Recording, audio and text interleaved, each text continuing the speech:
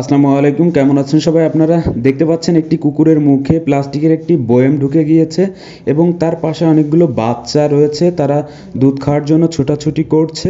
আসলে কুকুরটি আজ 3-4 দিন যাবৎ তার মুখে বয়ামটি লেগে থাকার কারণে সে নিজেও কিছু খেতে পারছে না, তার বাচ্চাদেরকেও কিছু খাওয়াতে পারছে না। খুবই হৃদয় বিদারক একটি ঘটনা শুনেছি, সকালে একটি বাচ্চা মারা গিয়েছে। হয়তো এই বাচ্চাগুলো মারা যাবে, কিন্তু কেউ এই কুকুরটিকে উদ্ধার করছে না। আমি ফেসবুকে 2টা ভিডিও আপলোড করেছি, কয়েকজন যোগাযোগ করেছে, কিন্তু এখনও পর্যন্ত সমাধান নামেনি।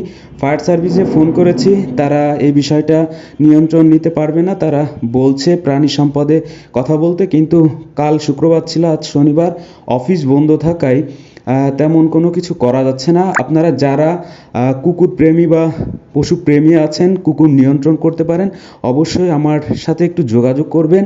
এই কুকুরটিকে যদি বাঁচাতে চান বা আমরা বাঁচাতে পারি, তাহলে এই বাচ্চাগুলোও বেঁচে যাবে।